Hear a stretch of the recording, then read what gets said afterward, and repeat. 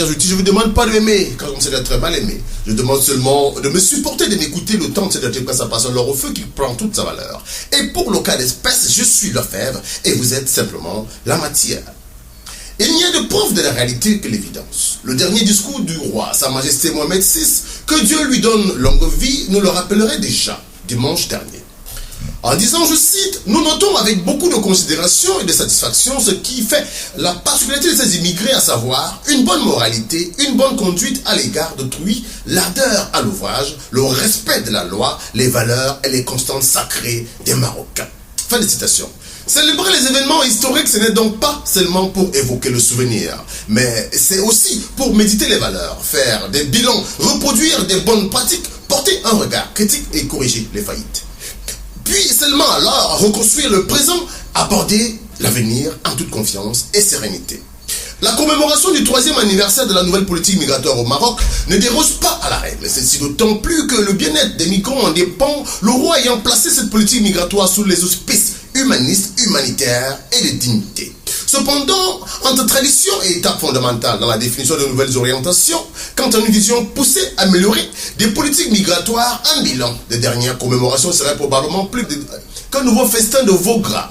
Vu la diversité et la richesse des différents intervenants et la profondeur des bonnes pratiques venant du Canada, de l'Allemagne, de l'Espagne, bref, des expériences éprouvées ont été partagées avec des institutions locales et organismes en charge des questions migratoires, la question qu'on est tenté de se poser est de savoir qui a mis en pratique quoi de tout ce que les intervenants viennent tout le temps nous proposer lors de ce grand événement. Heureusement que sur le plan institutionnel, le pays s'en sort haut la main, la preuve que dans son discours, Sa Majesté l'a également souligné en disant, je cite, « Cette politique humanitaire a habilité notre pays à co-présider avec l'Allemagne le Forum mondial pour la migration et le développement en 2017 et en 2018. » Fin de citation.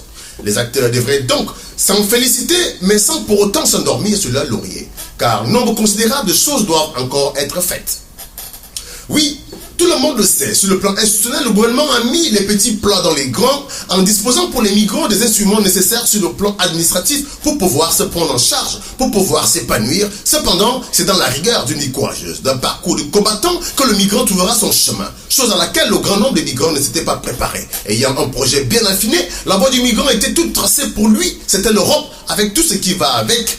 Le salaire minimum, le travail au noir étant déjà une couverture sereine pour un ressortissant d'un pays où le coût de vie est extrêmement faible.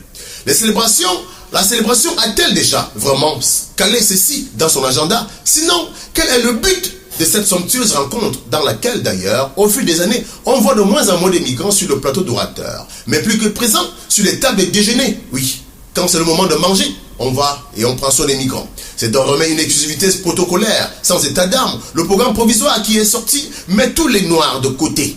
Zéro migrant. À la limite, la société civile est représentée par le grand gourou des ordres migratoires. Encore que parfois, c'est mieux ainsi. Car le pire encore, c'est quand on fait venir sur le plateau le dernier cité avec ses lèche-bottes. Une image qui a vilipendé sans vergogne la politique migratoire lors de la dernière célébration dans la salle de conférence de la Fondation Mohamed VI. Mais qu'à cela ne tienne, souhaitons déjà une excellente fête en avance au ministre des Affaires de la Migration qui n'a pas lésiné sur les moyens pour faire un programme intégré. En espérant que cette fois, au moins, on aura sur le podium un acteur de la communauté des migrants pour représenter dignement les migrants dans cette grande foire à la migration, car le roi, Sa Majesté Mohamed VI, l'a dit, je cite, « Naturellement, nos frères africains rencontrent quelques difficultés au Maroc, mais elles ne sont pas liées à leur couleur ou à la nationalité qu'ils portent, ni à leur statut de migrant. Par ailleurs, ils jouissent des mêmes droits. » Fin de citation.